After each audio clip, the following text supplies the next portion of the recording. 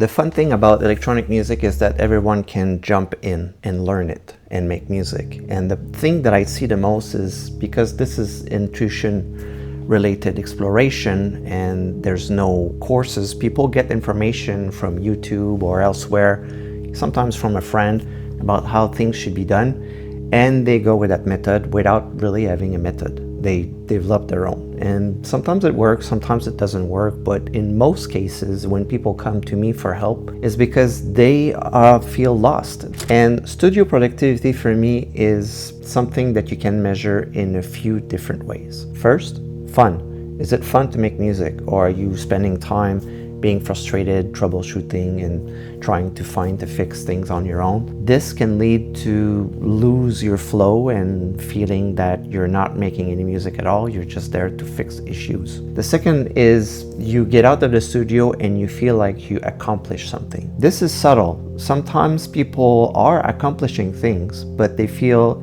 it's not what they wanted. That's mostly because a lot of people measure the success of their music by how many tracks they've finished. And that measure itself is not necessarily a good one. Music is much more than just finishing tracks. It's also progress, it's learning, it's to be curious, it's to be inspired. And all these things can happen in many different ways. So when someone say that they've not been really productive in studio, we will talk about what they actually done, and sometimes they've done way more than they think. And if you want to finish more tracks, you need to have sessions that are organized in a way that each of them is going to bring you closer to that finished goal. So organization in music, especially electronic music, comes from the fact that you want to get inspiration, because it's all about new ideas and of course mastering some old ideas as well. Inspiration doesn't come from plugins, it doesn't come from some mysterious thunderbolt that you're going to get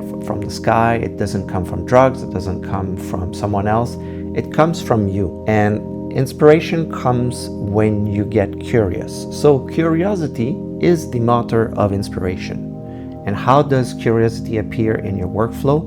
Is by getting to your computer, sitting and working.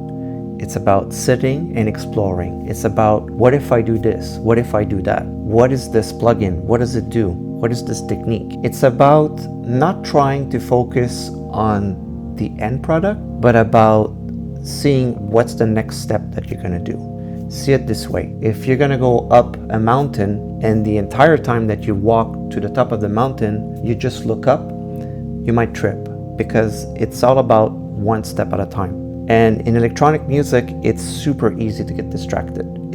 You get distracted by looking up at what you want to finish, and then you can have distraction such as emails, pop-up, Facebook, whatever. But there's also distraction that can come from problems that can come in a session. So my number one tip for someone that wants to make music is not to wait for inspiration to strike you, but to push yourself and organize sessions where you're going to go to your workstation and you're going to sit and make music.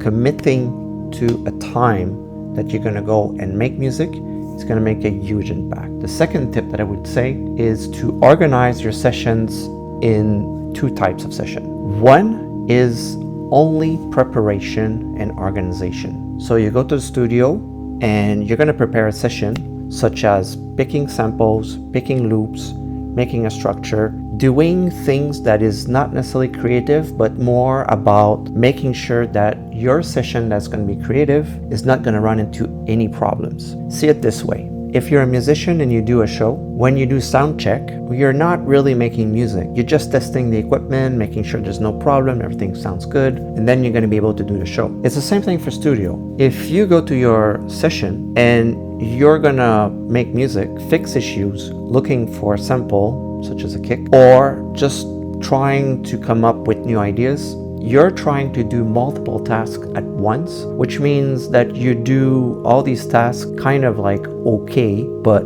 3 times. So you get like an okay session of creativity, okay session of preparation, and the rest is also like kind of disorganized. So what I do personally is, during the day, I like to prepare a session. And that session is everything's in place. I load up my presets, I load up my samples, I make sure everything sounds okay and good, ready to go. And then I save, wait, and then in the evening, and then I will record a song. I will jam it out, I will just play it, I will explore, and I don't have to fix issues, I don't have to pick samples.